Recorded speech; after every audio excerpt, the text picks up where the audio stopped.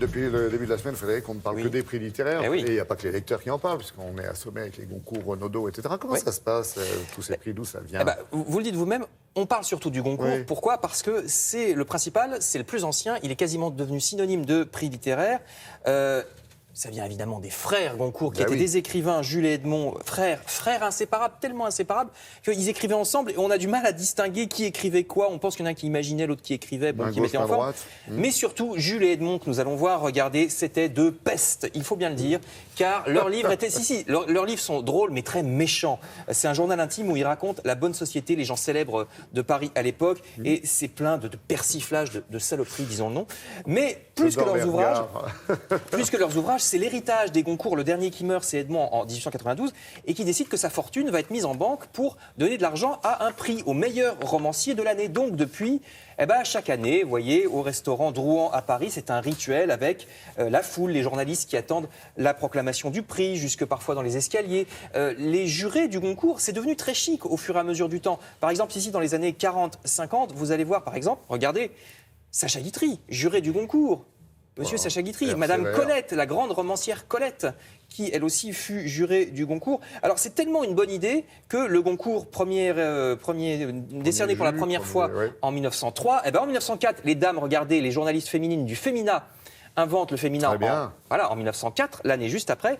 Et puis il va y avoir tellement d'imitations que le roman de l'Académie française sera inventé en 1918, le Renaudot en 1926. Le Renaudot, c'est vraiment une émanation du Goncourt parce que ce sont les journalistes qui attendaient le Goncours, qui s'ennuyaient, qui ont créé le Renaudot. Ils sont associés, effectivement. Parce que Théophraste Renaudot, c'est le premier journaliste français, c'est celui sous Louis XIII qui a inventé le premier journal, la Gazette de France. Donc c'est pour ça que le Renaudot sort le même jour que le Goncourt. Ils sont vraiment associés.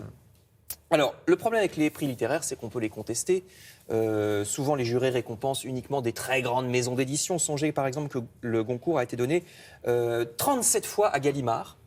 Et donc une fois sur trois, un peu moins en 100 ans. Et puis si on regarde le siècle passé, les choix des jurés paraissent parfois contestables. Je ne suis pas certain, par exemple, que quiconque se souvienne de Monsieur Francis de Miomandre, prix Goncourt 1908, vous le voyez ici, ni de Monsieur Léon Frappier, prix Goncourt 1904. Oui, on en parle de moins en moins. On en parle peu ces temps derniers, et c'est bien injuste. Et par contre, inversement, Colette, dont je parlais, là on la voit un peu plus jeune, ne l'a jamais eu, le Goncourt, vous vous rendez compte? Ils sont passés aussi à côté d'autres, en plus des femmes. Françoise Sagan n'a pas eu le Goncourt. Donc accusation de machisme et de conservatisme des prix littéraires en général et du Goncourt en particulier parce que c'est le principal et le plus ancien. Bon, il y a quand même eu Simone de Beauvoir qui l'a eu pour les mandarins, vous voyez, Simone de Beauvoir. Et puis, parfois le Goncourt a pris des risques énormes. Là, c'est en 75, un inconnu est couronné par le Goncourt, Émile Ajar. Mais qui est Émile Ajar? Totalement inconnu. On se rend compte après que c'est Romain Gary qui a écrit sous pseudo. Par conséquent, il l'a eu 2 fois. Sous son vrai nom et sous un faux nom, ce qui est normalement totalement interdit. On n'a pas le droit d'avoir le Goncourt 2 fois, mais le Goncourt avait pris un risque et puis ça a fait beaucoup parler dans les chaumières. Alors, je vous le disais, je vous parle du Goncourt parce que c'est le plus emblématique.